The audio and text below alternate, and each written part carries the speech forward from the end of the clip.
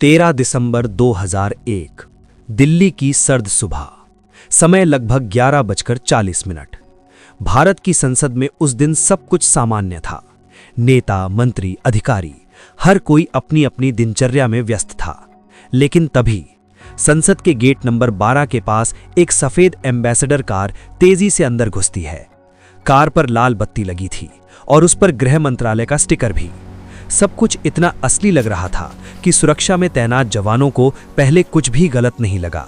लेकिन अगले ही कुछ सेकंड में गोलियों की आवाज गूंज उठी और देखते ही देखते भारत के लोकतंत्र के दिल पर सबसे बड़ा हमला शुरू हो चुका था।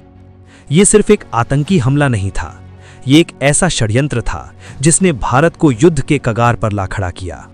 लेकिन सवाल यह है, क्या जो हम जानते हैं वही पूरी सच्चाई है, या इसके पीछे कुछ ऐसे पहलू भी हैं जो आज तक खुलकर सामने नहीं आए?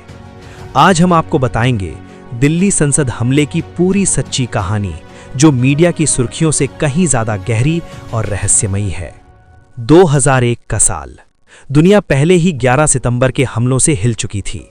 अमेरिका में हुए उस हमले के बाद पूरी दुनिया में आतंकवाद को लेकर एक अलग ही माहौल बन चुका था। भारत भी इससे अछूता नहीं था।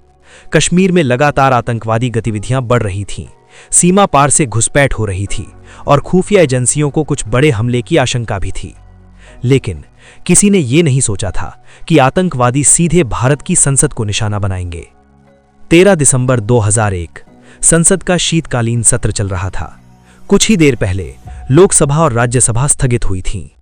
कई बड़े नेता जैसे उपराष्ट्रपति, प्रधानमंत्री, गृह मंत्री वहीं मौजूद थे या अभी अभी निकले थे। और तभी एक सफेद एम्बेसडर कार तेजी से संसद परिसर में घुसती है। उस कार में बैठे थे 5 आतंकवादी। वे सभी भारी हथियारों से लैस थे, AK-47 राइफल्स, ग्रेनेड और विस्फोटक सामग्री।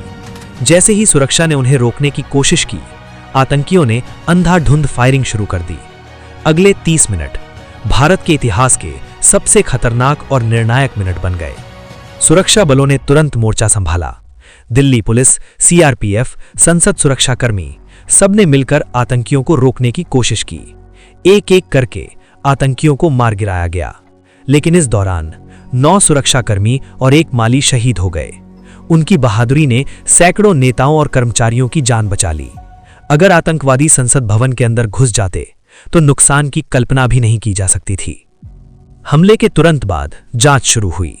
भारत सरकार ने आरोप लगाया कि इस हमले के पीछे पाकिस्तान स्थित आतंकी संगठन जैसे लश्कर-ए-तैयबा और जैश-ए-मोहम्मद का हाथ था।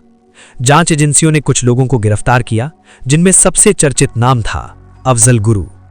अफजल गुरु एक ऐसा नाम जो इस पूरे केस का सबसे विवादित हिस्सा बन गया।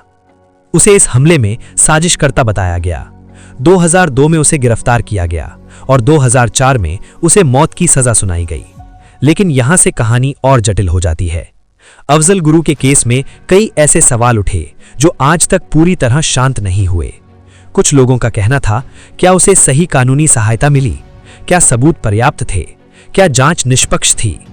भारत के सुप्रीम कोर्ट ने अपने फैसले में कहा, यह सजा समाज के सामूहिक विवेक को संतुष्ट करने के लिए जरूरी है। लेकिन इस लाइन ने बहस को और बढ़ा दिया। 9 फरवरी 2013 अफजल गुरु को तिहाड़ जेल में फांसी दे दी गई। उसकी फांसी को लेकर काफी विवाद हुआ। कुछ लोगों ने इसे न्याय बताया तो कुछ ने इसे सवालों से घिरा हुआ फैसला। लेकिन एक बात तय थी, संसद हमले का जख्म आज भी देश की यादों में जिंदा है। जब भी संसद हमले की बात होती है, हम आतंकवाद, राजनीति और जांच की बात करते हैं। लेकिन हम उन असली हीरो को भूल जाते हैं जिन्होंने अपनी जान देकर देश को बचाया। दिल्ली पुलिस के जवान, CRPF के सैनिक, संसद के सुरक्षाकर्मी, उन्होंने बिना सोचे सीधे गोलियों का सामना किया। उनकी बहादुरी ही थी जिसने आतंकियों को संसद के अंदर जाने से रोका। इस हमले के बाद भारत और पाकिस्तान के बीच तनाव चरम पर पहुंच गया। दोनों देशों ने अपनी अपनी सेनाएं सीमा पर तैनात कर दी। ये स्थिति ऑपरेशन पराक्रम के नाम से जानी गई। लगभग 1 साल तक दोनों देश युद्ध के मुहाने पर खड़े रहे। आज इतने साल बाद भी कुछ सवाल अब भी बाकी हैं। क्या यह हमला सिर्फ 5 आतंकियों का काम था? क्या इसके पीछे कोई बड़ा नेटवर्क था? क्या खुफिया एजेंसियां इसे रोक सकती थीं? ये सवाल आज भी लोगों के मन में गूंजते हैं। 13 दिसंबर 2001 ये सिर्फ एक तारीख नहीं है, ये वो दिन है जब भारत के लोकतंत्र को सीधे चुनौती दी गई थी।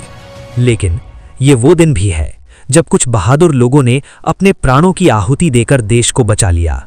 और शायद यही इस कहानी की सबसे बड़ी सच्चाई है कि आतंक कभी भी एक देश की आत्मा को नहीं हरा सकता, क्योंकि हर बार जब कोई हमला होता है तो उससे ज्यादा मजबूत होकर उभरता है एक देश, उसकी एकता और उसके लोग। लेकिन सवाल अभी भी वही है, क्या हम सच में पूरी सच्चाई जानते हैं, या अभी भी कुछ कहानियां इतिहास के पन्नों में दबी हुई हैं?